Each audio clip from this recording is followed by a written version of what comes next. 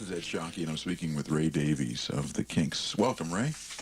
Oh, it's a pleasure. This is the low-budget interview of Ray Davies. Ray has his shoes off and his socks off, so we're just getting down here. You are not the founder of the Kinks. You're certainly the leader of the Kinks, and without a doubt, and you're, of course, the composer of, I would say, 99% of the tunes over the years. Yeah, it was just one of those things that the Kinks were formed by Dave, my brother, and a guy called Pete Quaife. Right. And I joined their group for about 6 months after they started. Which was in what year, 64? Yeah. 64? Like yeah. Well, I was at art school, and I was playing in lots of groups, lots of bands, and I decided to join Dave's band. Why? What? Did you want to I don't know. They were playing the music, the only music I really liked. All the other bands I was in, they were playing sort of jazzy blues. Nobody really played R&B as I thought it should be played. And the only groups that were playing it were groups like the Rolling Stones, and I thought that would be the right way to go. You say R&B? Yeah, but R&B, the English rhythm and blues. The first record you put out was Long Tall Sally, wasn't it? Yeah, but that was a pop record. Right. I'm talking about why we got together. The reason we got together was to play the music we liked. And I was in groups that were playing standards, they were playing a lot of jazz stuff. And they were playing 3 or 4 blues songs in a set, you know, a 2-hour set. And they called themselves a blues band.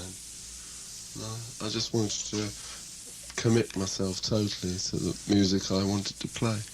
And for a while we were a really good blues band. Until we got signed up to a record company and they made us make pop records. Our first 2 records were pop records, right? And they wanted us to sound like possibly the Beatles or somebody else. And the records were not successful. And we had a song called You Really Got Me that I'd written. It was about a third song I'd written. And we tried to get the company to get us, who was then Pi Records, to get us to record it. And they heard the song and they didn't think that it made it. Right. And we did it on tour anyway. We did a big tour in England, and the song went down really well, and got a big following around dance halls and clubs. Then we went in 6 months later and recorded that song, and it was a big hit. Right, #1 in England. Yeah. Very big here in America. When did the name change from the Pete Quaife Group to the Kinks? Oh, I think when the night we finished the date as the Pete Quaife Group. I think it lasted 1 night.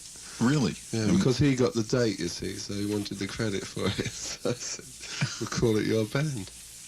So where did the name of the Kinks come from? We were just standing in a pub, dressed in leather gear. Yeah. As you often do. And a drunk came up to me and he said, "Yeah, are you a group?" I said, well, I hadn't sort of thought of myself that way, but could say that I am. He said, "You ought to call yourself the Kinks, mate, because that suits you." That's a good idea. Right. And I've never liked the name. I still hate the name. Really do. It's kink. Very kinky. But it's not sort of word I put in a song. No. Yeah. No. Well, did you ever think of changing it, or it was too late? You had a #1 record, and that was it. Yeah. I was going to use it as a vehicle. I was quite ruthless then. I said, I'm going to have a hit record, and then I'm going to go back and do art and do things I want to do. Just get enough money to do the things I want to do. And then they said, make another record. So we made another record, and that was successful. I thought, hey, it could be a steady job. Well, you know, you've had opportunities, I guess, along the way to get out of it. I mean, but you obviously want to continue. I guess you kind of like this, reluctantly at least. I want to get out of it every day. Really? When I get up, I know I've got to go somewhere. I'd rather go in the opposite direction. But as soon as I get to the gig, and there's a sound check, and I say, oh, good, there's an audience coming. Mm-hmm. As soon as I get on stage with the audience, it's really the most important time. Yeah. And I enjoy that. After the first crash of the Kinks, that is, touring America back in the mid-'60s, you sort of didn't come back to America for a while. There was a period where you We never recorded. really toured then at all. We never really toured here until '69. That was really the first time we really had a bash here. You mean a real tour? But you did play here. Yeah, we did a few posy TV shows and, mime jobs. Mm-hmm. And, no, but really, we're really just getting into touring now. Like touring for more than a fortnight. This is a 3-month tour, we're just starting. So 15 years later, you're finally trying to break America, huh? Well, break me, I think. Well, then I guess when I first met you was in '69, which was your real first time that I had seen you, but first real tour. And that was in the midst of the God Save the Kinks campaign. One of your many former record companies sponsored that. Well, we only had 2. Okay, in America. Right, yeah. Warner Brothers, which is a record company, and RCA, which isn't a record company. And Arista, which is, right? Yes. Yes, very much. Yes. We've even got a studio in their building. Very impressed. Where we are. Yes. Yeah.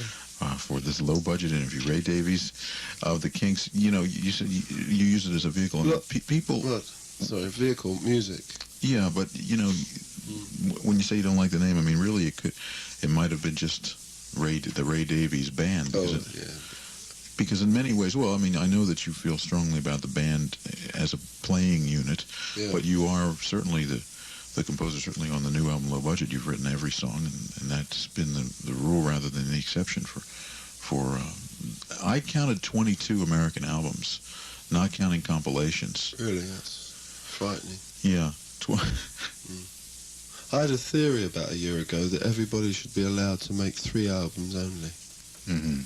That's all they're allowed to do. Well, does that go along with the Andy Warhol being famous for 15 minutes? No, I think it's the same as low budget. The idea of low budget is not so much cheapness. It's economy and getting the most out of what you've got. I think that's why I thought about 3 albums. It would make you really think about what you're doing. Because there's so many things. When I first started, people used to say, "Oh, you got a hit single. Just go in the studio for a day and make anything, and we'll put the single on the album." And it hasn't changed. No, I think people do make better albums now. But there was a good time, I think, about 8 years ago when people was making really good albums, like making the album rather than the single. An album, I think the budget of albums got to a phenomenal amount. I think Yes made an album that cost £100,000 or something ridiculous like that. And well, it's gone way out of hand. It has, then, but I think music. Good thing about music now is that it's you can put just as much into it, and its energy and arrangement. And if you're organised enough, it's even possible to go straight to stereo. If you can really do that. It's almost live recording. Makes me laugh when people say, "Is this a live recording?" I can never really calculate that in my brain. Or, no, yes, this is live, and it was also recorded at the same time with no overdubs. Live in the studio. Yeah. Well, in your case, though, we could generalize, we sort of could compromise and say 3 albums for each label, rather than just 3 albums, period, right? Yeah. No. Yeah. But you've made 22 albums, so you would consider yourself kind of a glutton in that sense. Think of all the petrochemical dollars you've forced the world to invest in 22 albums worth of Kinks material. How much of that do you think do you still like? Do you like all that material, or do you think some of it is Yeah, not? but it's all good in its own surroundings. Muswell Hillbillies is good in Muswell Hill. Was Low Budget a cheap album? Was it cheap? Was it low budget? Ended up expensive. I see. So you don't really practice what you preach. No, the recording. No, absolutely. The recording and the whole concept of the thing was, I haven't got it worked out, $20,000. Well, I think that's expensive. No, that's nothing. Today. No, I tell you, it was $17,000. Well, that's I took into account the room that we all stayed in. You ordered out for the some hotel we ordered out at the cheeseburgers. stage. Yes. All that. I see. Well, you are in fact then concerned about economy. The only costs were the flying backwards and forwards to remix and edit. Right. But I think it's quite reasonable. I'd never want to do it that way again because there's a lot of pressure on me to get it that. I wouldn't like to swear that that was the price, but that's the budget I worked it out at. I wanted to spend. Well, you're your own producer, so you... It's time as well, which is important. Yeah. We really rehearsed it well. Guys came over and we went to a little rehearsal room. They had nothing else to think about. And I talked to them about music. You see, I think about what I do all day, all the time. The others don't, because they don't know what I'm thinking. But I let them in on what I was thinking, everything I was thinking about a line in a song. I said, this line I'm thinking, I haven't written it yet, but it's going to be there. And what do you think? And this and that, throw a few ideas out. Do they give you some input in terms of... Well, yeah, I think so. I think so. And we got like a group again. I know it sounds strange, we've been together such a long time, but I think when you're together a long time, you tend to become invisible to one another, and you don't think on the same level anymore. So we're really together at the moment. But say in 3 or 4 months we drift off. It's down to the books you read, food you eat, and everything. It's just that's what I mean, rehearsing it well, getting the breaks right, then going in the studio and getting the performance right. And I had nothing to worry about in the studio except performance. And I think the performance of the band is really good on this record. Really pleased with it. You and Dave and Mick are the three that have been together for Nucleus. Like the Nucleus, and you also have Jim Rodford now on bass, and I take it that's the band, the live performing band. Yeah. That's on the record. You have Nick Newell, I know, on sax on the album as well. Yeah, and we've also on tour we've got Ian Gibbons. Ian Gibbons on what? Keyboards. On keyboards, right? Yeah. But you and Dave being brothers, I don't know if there have been times when you had trouble, the two of you just fighting and arguing, or you've been pretty much friends over the years. You just don't talk to him. I see. I see. You see, we are close, very close. And, yeah. You know, when you get close to somebody, you just you know what they're going to say. And you don't like to upset them, and you get very tentative about everything. If it's a stranger, I can shout at them and say, I don't like this and I don't like that. With Dave, I try to ease it in that I don't like it. Or vice versa, I suppose. Yeah. Mick I get along well with.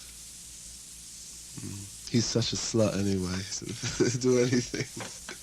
No, he'll try anything musically. Musical slut. The songs on Low Budget, were there more? I think I wrote about 21 songs. Yeah. And the last minute you chose the 11 that are on the album. Right? Yeah. Not for so much the quality, but more the songs that go together. Right. Would cut together. Right. And also there's a sort of a thematic concept that runs that runs through the album. See, I also wrote a little opera for it, but I thought, no, forget it. You've done that. But this was a real opera. This was not a soap opera. Not a soap opera. It was based around Low Budget.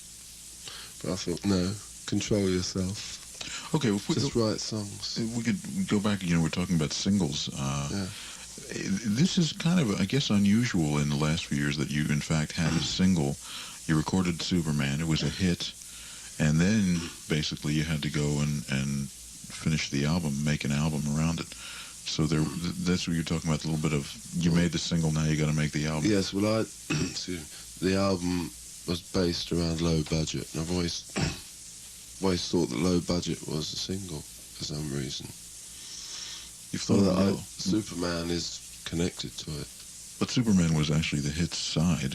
Low Budget was the B-side. But you can't convince me that it was. I see. It was, but I always thought that Low Budget was. Well, what about Superman? Well, we might as well start there because that's the one that hit the public's ear first. I enjoy that song more than any other song in the set when we're playing well. Yeah. Because I can perform it. It's got good licks in it, real good riffs in it, and it's a good Kinks track more than anything else.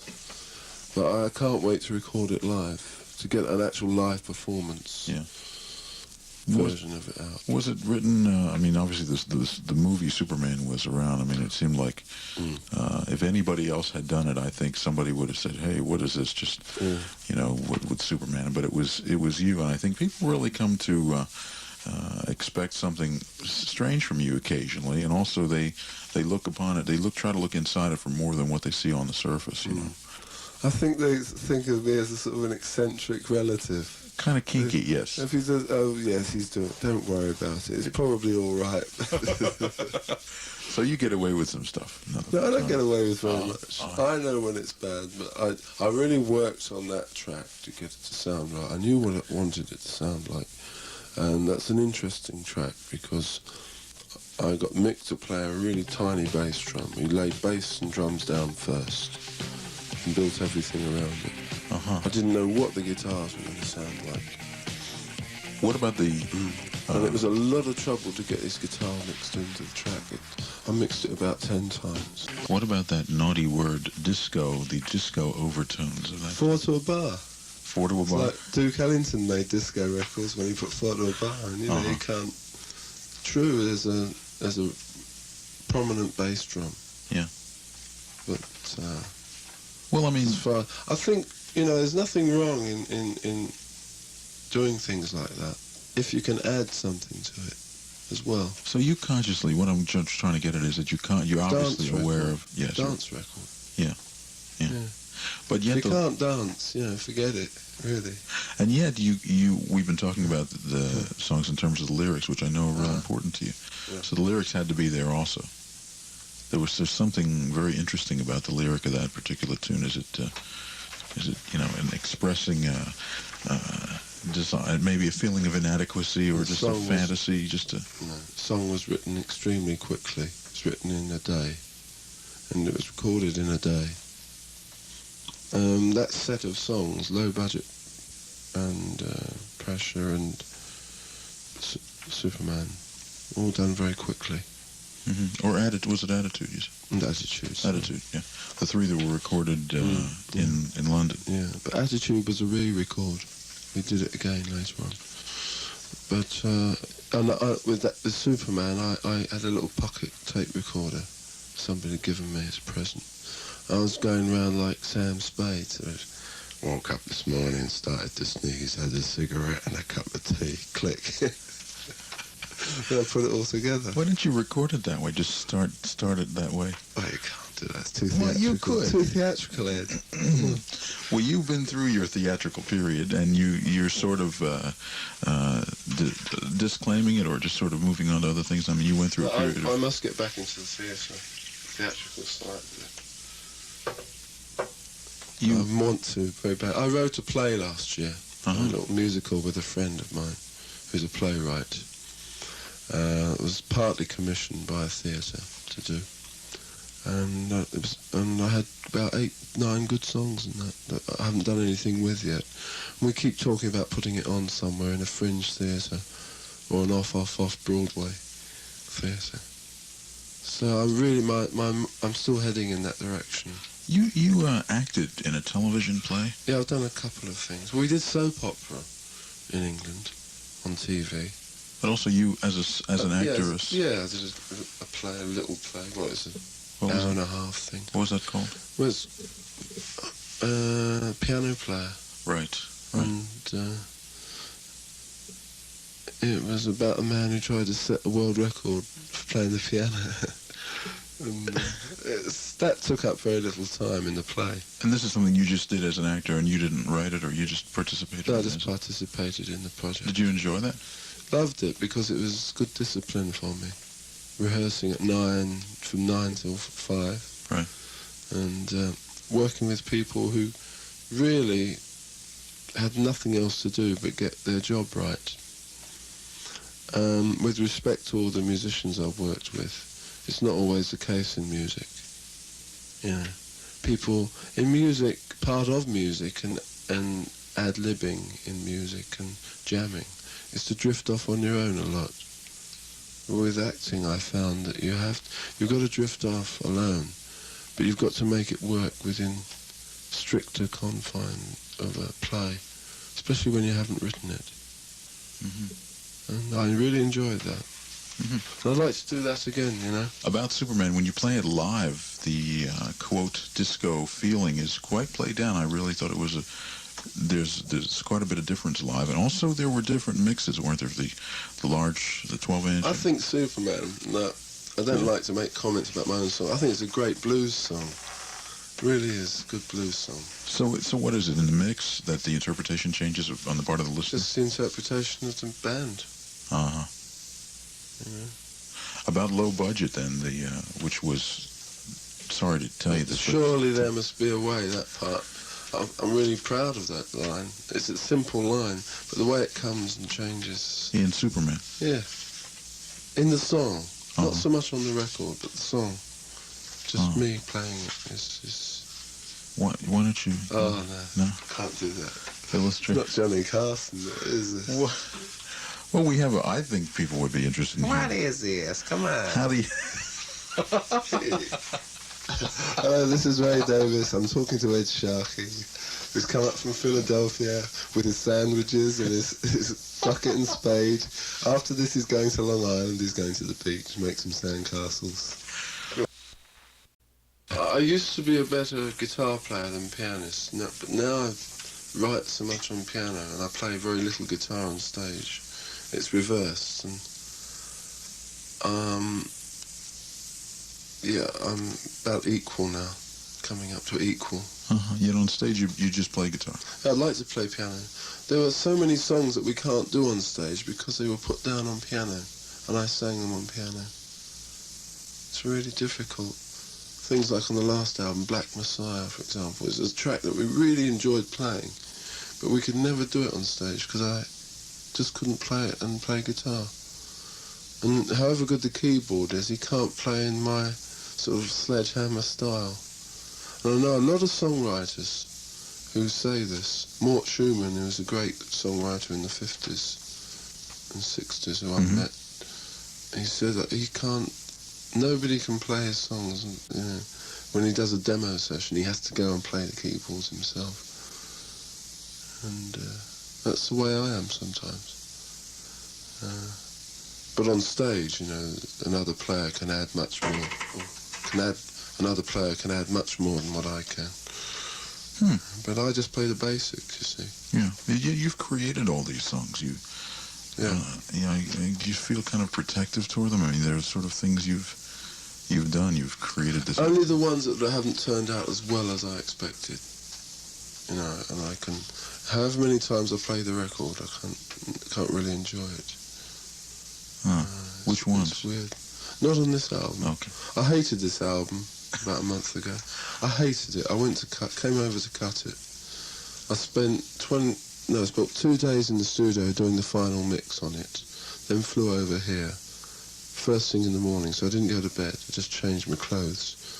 And I landed and I went straight in to cut it. And I didn't like it at all. And I just took the phone off the hook for 2 days. And it's taken a lot to love it again. I do now. The song, I was going to say the song Low Budget, which you perceived as the A-side. I mean, you knew Superman was the hit side. I mean, we established that. I mean, nothing can convince me though. But what did you intend Low Budget to be? No, I just wanted it to be double A-side. I see. I see. So the music business doesn't function the way I function, so it has to function the way it knows best. I see. Thank goodness. So Low Budget. If it functioned the same as me, it'd be terrible. Well, I think you're doing okay. Actually, you're doing okay. The song Low Budget, then, which we find out now is the cornerstone of the album, sort of. The rest of it was built around. That was written around the time of Superman. That was something you'd done Low Budget was written first. I wrote a poem called Low Budget, which was 5 pages of foolscap, and it's more than what the song's about. And I hope to get maybe that poem published one day. I'd like to do that. There's a lot of my songs like that. And what is it? What is it about? It's about economy, and it's not about economy. It's about everything. It's about arts. It's about a new art that's got to come, and a new music that's got to come, and a new lifestyle. It's basically what it's about. That change of attitudes. I know. I wrote the poem in a car and on a train. I don't drive, right? And I got a lift to the station. I got on the train to Waterloo, and I got an underground train to Finsbury Park. Then I got a connecting bus to Conch Studios, and I wrote it in that time. Why don't you have a car? Right, I can't drive. I took lessons this year. And my driving instructor quit. He quit the business completely. He went to be a farmer. That's the truth. You could take a cab, couldn't you? Could do, but I prefer going on the underground. You see, when I used to draw people all the time when I was at college. People. We used to go outdoor studies, but other people used to go and draw buildings and landmarks. I used to sit in a restaurant and draw people. And I do the same thing. I go on the underground. You like to be with the people? No, really. Just like to look at them. Okay. You like to look at them. Yeah. Does anybody ever recognize you? Yeah. Funny, like one of the last times I went on the underground subway in London, the train pulled up at Oxford Circus, and this guy got on the train, a young guy. Looked like he hadn't slept for months. He had dark rings around his eyes. And the train pulled away, and he went, "Hey, it's not bullshit. You're not a bullshit. You really do travel on the subway." So you only do it like once a year. You say, "I've got to ride on the subway today. Maybe someone will see me." And they'll think, "Oh, he's cool. He rides." No. It's get a season ticket. Well, why shouldn't you be allowed to ride on the subway, right? I do. Julie Christie does, so why can't I? You've seen her on the subway?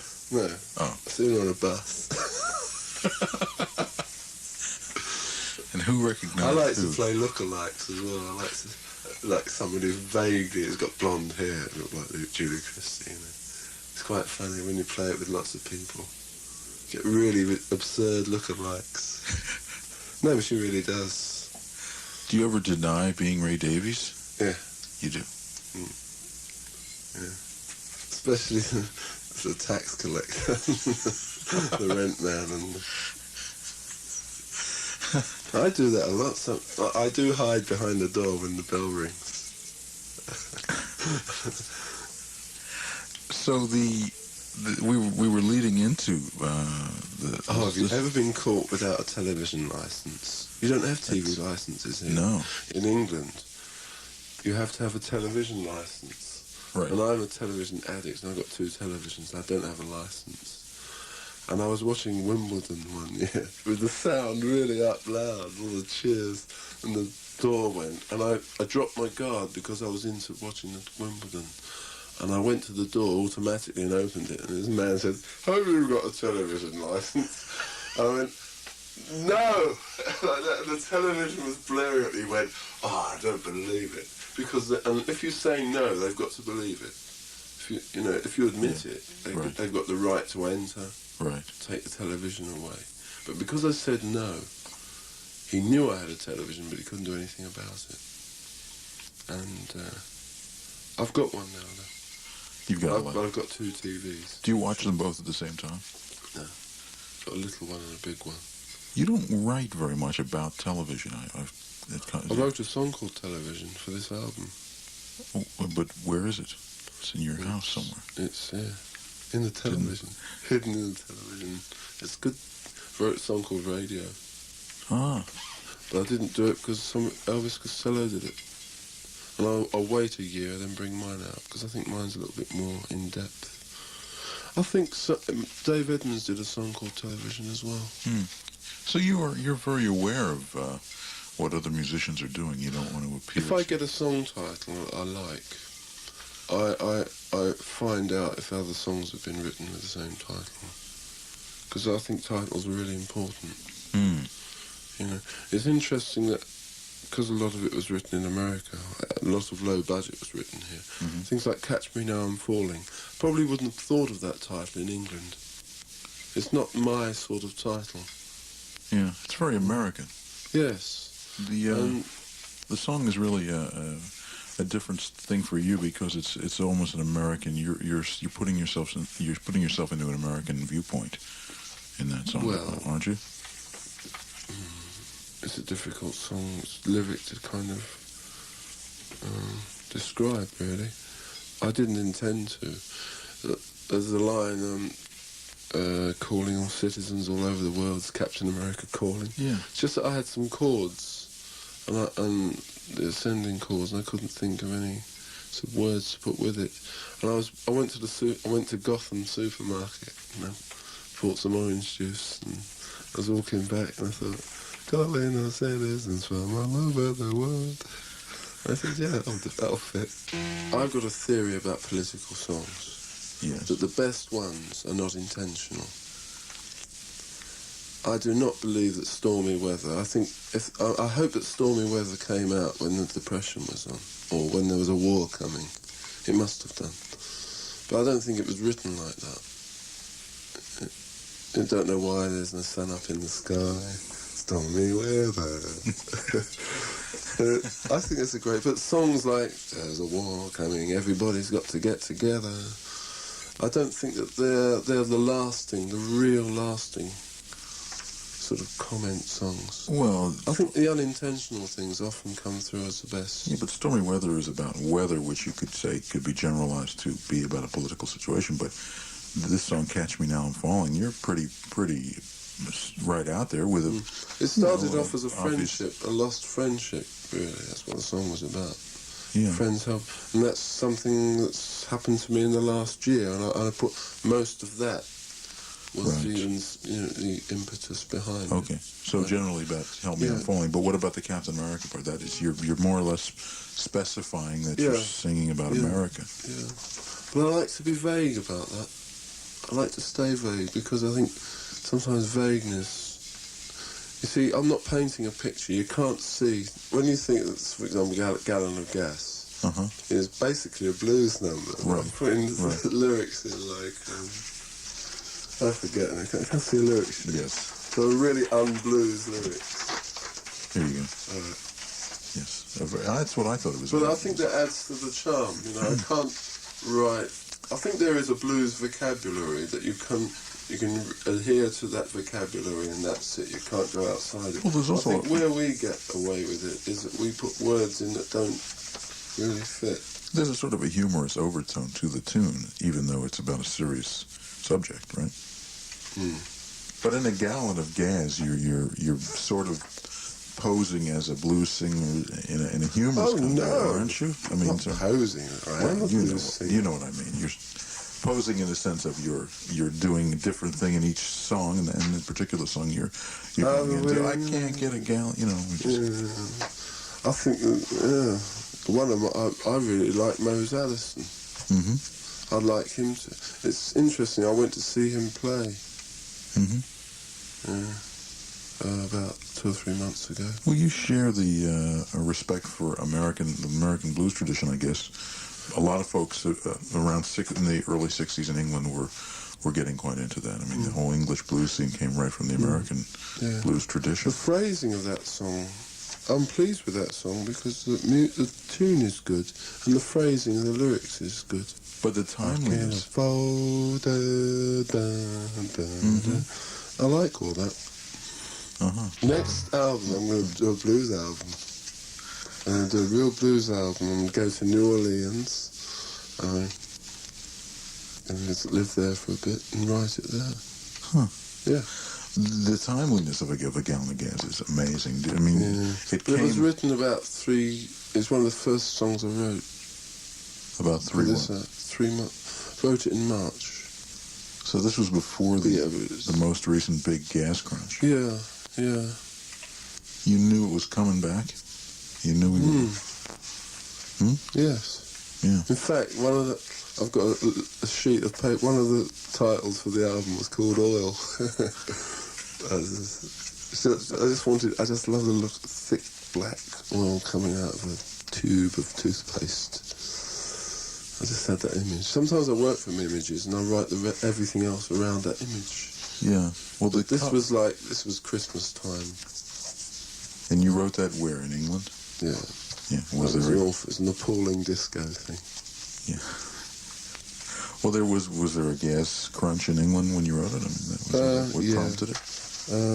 And did you? There always is in England. Always. But here we found out you didn't go out. You haven't always wanted a Cadillac and didn't go out and get one because you don't have a car. No, but where people get confused with me is sometimes I invent a character to sing my songs, and I sing as if that character was singing it. Right. And that's what I do. And that's what's happened in that song. Are there any that are really closer to you? I mean, you yourself? For example, Attitude, you talk you're writing a lot in the first person. Attitude is about that. You've got to change your attitude. You say, I'm staring right into the 70s, or rather the 80s, looking ahead. Looking right at what's my favourite line in the song? But you're still waiting for 1960 to happen. Yeah. And that's interesting for you to say because you've been doing this. All the rubbish, it's nonsense. People say I'm nostalgic. Yeah. It's in my voice. Attitude, I'd like to have made it about 5 minutes long and put other bits in it. You generally are sort of a little bit shy about discussing the lyrics. I know you not today, but I mean in the past and in general. You sort of feel that there's something you've written personally, and maybe some of them you'd like to just gloss over and not explain and let the music just carry it. But on the other hand, do you think sometimes you've written lyrics that people like songs for the music? Especially when you get done performing them, you're performing. Certainly in a concert situation, I would imagine even more so people are into the energy and not so much listening to the lyrics of a lot of the songs. Yes. Do you feel the lyrics are They are when they work with the melody. The lyric I'm really proud of is Pressure. And that's just people just say that's not a throwaway rock and roll song. Uh-huh. It was recorded, first take. I was pointing to my guitar, pointing out the next chord they were going to play, and they were changing as I was pointing. They didn't know the chords. I said to Mick, just keep drumming until I say stop. And I'm so proud of that backtrack, because I get to play lead guitar at the beginning, which is really bad if you listen carefully. And I just like some of the lyrics. You got the pressure, and that's a fact. I can tell by the way you act. What is the pressure? What you just call it the pressure? The pressure is something you hand on. I had a theory. I was sitting in a fettuccine palace, thinking about having my bad house wine and fettuccine, trying to think of better things. And I thought, if people pass on the pressure, and this was in New York, people get a bit of pressure, and then they talk to somebody else about it, and then somebody else will go off and worry about it. I just thought it'd be a nice idea for a little play or something. Somebody's got a bit of pressure, and it gets passed on, and eventually gets to the president. It's like a disease. Mm-hmm. The first verse could be about VD. Mm-hmm. I don't really want to give it to you because it's really contagious. You can pick it up anywhere. And it can be quite dangerous. You can spread it mouth to mouth. You can even get it when you're alone, but I can always live with it whenever I'm close to you. So here you're being deliberately vague in the song really about what the pressure is. No, I wrote it about pressure, but it could be about anything else. Yeah, but I mean any kind of pressure. I didn't think about it. Specifically. I love that lyric. I really enjoy playing that. Mm-hmm. I'm proud of that song. And recording this has been the happiest time ever. For me. Uh-huh. What do you see ahead for you and the Kinks? I don't know. Continue touring and Yeah, we'll do this tour. I'm taking it a day at a time at the moment because I don't want to think of 3 months on the road. yeah, and then continuing recording and writing. Yep. That's it. And anything else is real speculation.